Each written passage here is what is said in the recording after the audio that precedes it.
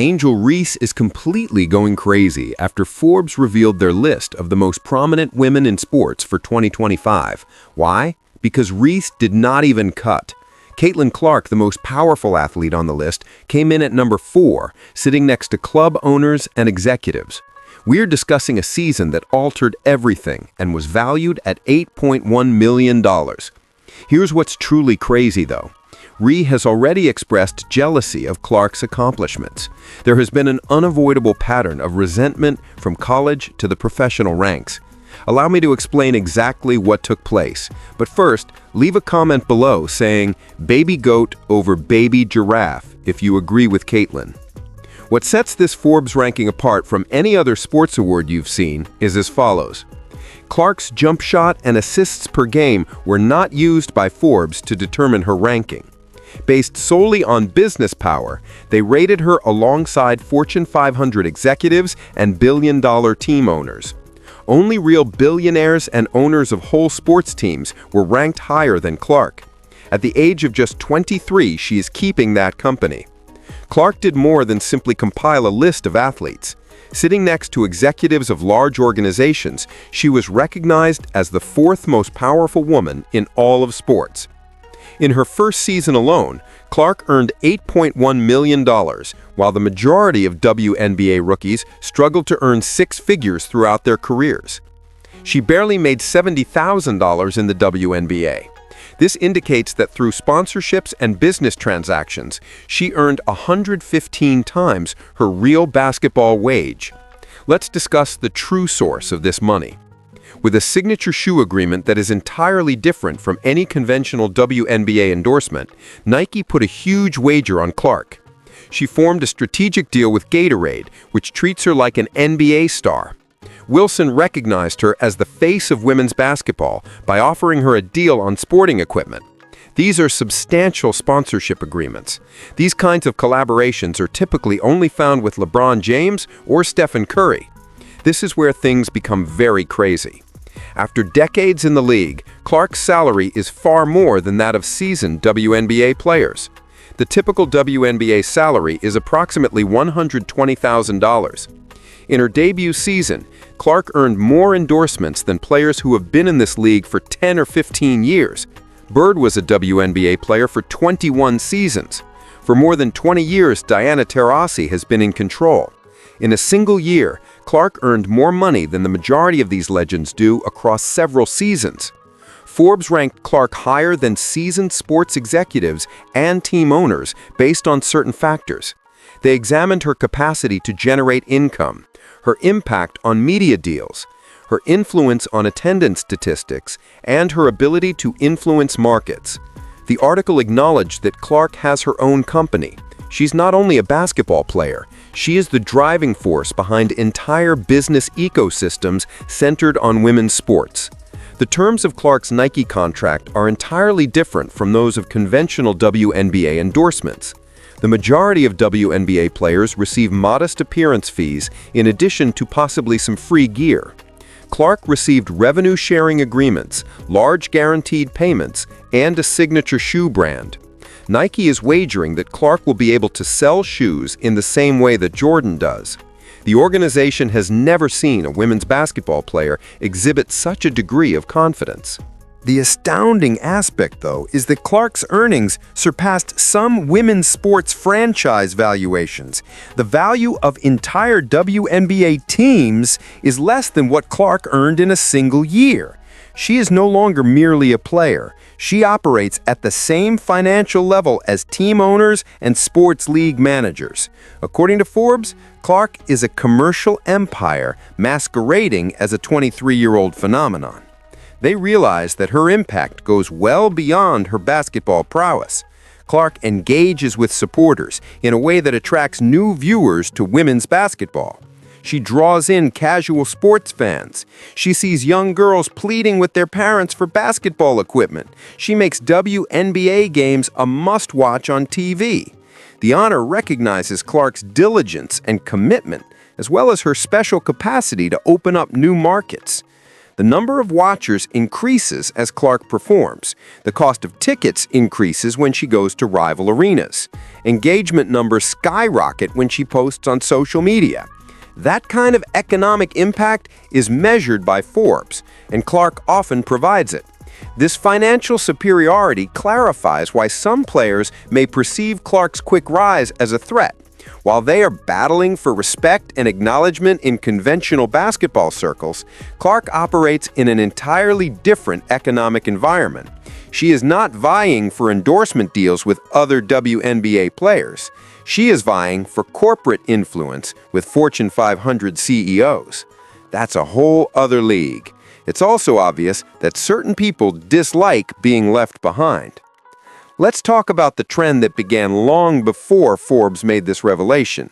The way that Angel Reese responded to Clark's Forbes acknowledgement was not unique.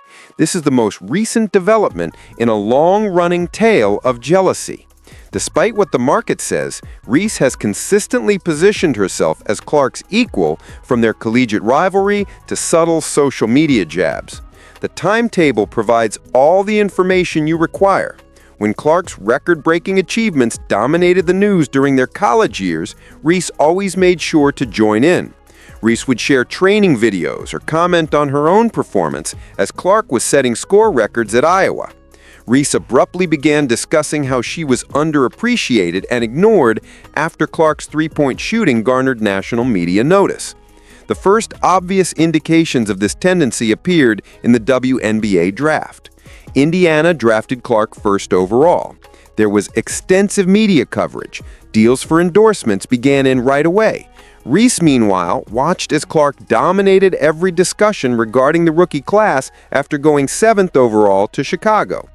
At that point, the subtle digs really began to intensify. Clark's greatest accomplishments often aligned with Reese's efforts to craft her own distinctive moments. Reese revealed her collaboration with Reebok a few days after Clark secured her huge Nike contract. Reese would plan interviews or social media content for Clark's breakthrough WNBA performances. The timing wasn't coincidental. She was attempting to capitalize on the attention that Clark inherently attracted. This is where things start to become really revealing. During WNBA All-Star Weekend, Reese unveiled her Reebok sneaker campaign.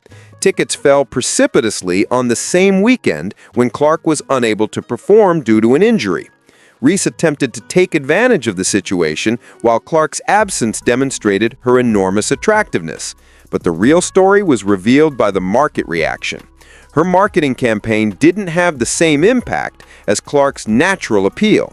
Every transaction demonstrates the difference between Reese's marketing initiatives and Clark's genuine brand alliances. Fans were requesting her stuff, which led to the creation of Clark's Nike signature shoe line. Because she was generating genuine consumer interest, businesses reached out to her. Reese's endorsement deals seem more contrived. Companies sign her in the hopes of capturing some of Clark's magic. But there isn't the same level of genuine fan connection. Reese frequently seems to be aiming his remarks about respect and acknowledgement at Clark's accomplishments. Reese would discuss how several players should be given credit when Clark was commended for improving women's basketball. Reese would highlight team achievements when Clark was given individual honors. She constantly presented herself as the story that contrasted with Clark's. Reese's business announcements were always made at the same time as Clark's significant transactions. Reese announces a beverage partnership after Clark signs with Gatorade. Clark appears in significant advertising campaigns. Reese then shares information regarding her personal endorsement efforts. Since the beginning, she has been playing catch-up, attempting to keep up with Clark's announcements. The complete story is revealed on social media. Reese frequently mentions being disregarded or undervalued in her posts, particularly after Clark gained significant attention. There is always a subtext. Reese discusses her own influence on the game after Clark sets attendance records. Reese highlights Clark's contribution to the expansion of women's basketball as she receives national TV attention. The trend is supported by social cues. The pattern is demonstrated by the most recent case. Reese did not offer congratulations or encouragement when Clark was named the most powerful female athlete by Forbes. Many saw her remarks and actions as more of a response to Clark's success than as a sincere recognition of her accomplishments. The Forbes rejection wasn't an isolated incident. The market's preconceived notions about who creates true value in women's basketball were validated by the magazine. They examined cultural influence, revenue generation, and quantifiable impact. While Reese could not even get their attention, Clark performed exceptionally well in every category. Value was evident. Every day, the jealousy manifests itself in quantifiable economic terms. More people watch Clark's games. Her products sell more quickly. Her rates of social media engagement are higher. Businesses pay more to be associated with her brand. The market has made it claim who is the most valuable player in women's basketball, yet it is evident that some individuals find it difficult to accept this fact. Are you curious about Clark's true level of power? Let's examine what transpired in her absence. Clark's injury before All-Star Weekend taught the NBA a hard lesson about its economic engine. The league found they had centered their whole marketing plan around a single player, and everything collapsed when she was unable to play. Overnight, ticket prices fell by 48%, demonstrating that Clark was more than simply a player. The entire attraction was her. Tickets for Indianapolis's All-Star Weekend were once priced at $121, but they are now desperately sold for $64. When Clark was injured, fans who had previously paid top cash to see her abruptly lost interest. The market made it very plain who people genuinely wanted to watch. The number of viewers provides an even more compelling narrative. Without Clark, the 2025 All-Star Game saw a 36% decline in viewership, from 3.44 million to 2.19 million. Because Clark wasn't playing, more than 1 million people tuned out. The NBA had never experienced such a sharp decline in numbers due to a single player's absence. Throughout her first 2 seasons, Clark's performances routinely exceeded league averages. In 2024, the WNBA averaged 657,000 viewers per game, but Clark's performances significantly distorted that figure. The number of watchers drastically increased when Indiana played. Over 1 million people watched 22 of the league's games on prominent networks like ABC, ESPN, CBS, and NBA TV. Clark was featured in the majority of those. The figures get really crazy at this point. In just her rookie season, Clark drove 26.5% of the WNBA's overall economic activity. More than 25% of the league's total revenue came from a single player. She was doing more than just helping the WNBA succeed. She was responsible for the league's economic expansion. When Clark's squad traveled to other cities, attendance at away games increased, demonstrating that her appeal went beyond Indiana. Sales of tickets rose by 93% in 2023. When the Fever visiting arenas experienced their largest attendance of the season, according to StubHub data. By simply showing up, Clark was selling out buildings all around the nation. Because of Clark's involvement, the league saw a rise in merchandise sales and sponsorship arrangements.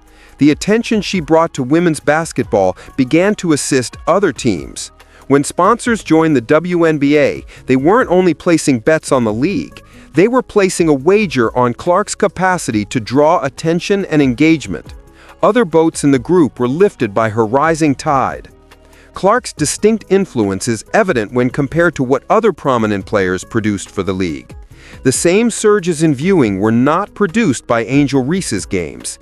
The same increases in attendance were not driven by other players in the same class. Clark's ability to move markets was unmatched by veterans with years of experience. There was a huge difference between Clark and everyone else, according to the data. While the WNBA initially opposed making the most of Clark's star power, the LPGA quickly profited from her cross-sport appeal. Within hours of Korda expressing interest, golf executives paired Clark with her at the Pelican Golf Club Pro-Am.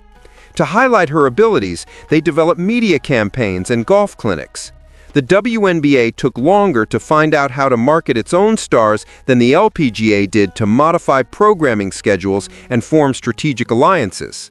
The WNBA's marketing strategy came under fire for failing to take advantage of Clark's star power during her debut season.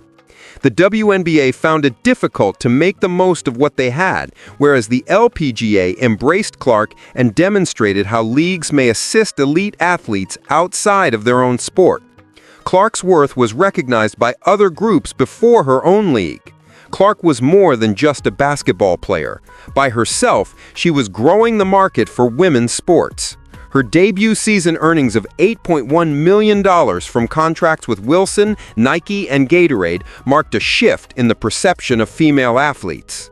Because Clark demonstrated the existence of the audience, businesses began to see women's sports as viable investment options. This economic domination results in long-lasting changes to the industry that go well beyond certain games or seasons. Clark set new standards for the financial success and earnings of female athletes. It was officially recognized by the Forbes list. Clark is no longer in competition with other players. She faces competition from team owners and business moguls.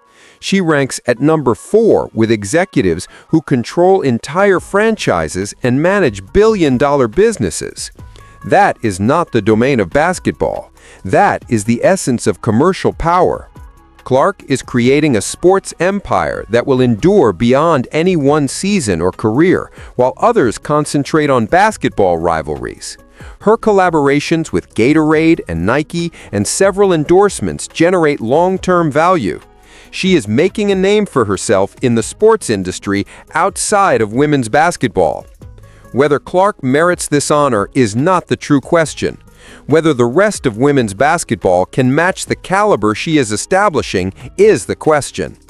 Comment "baby goat" over "baby giraffe" below if you agree with Caitlyn. To ensure you never miss anything, like, subscribe, and enable all notifications. We'll see you in the following video when you click the one on the screen.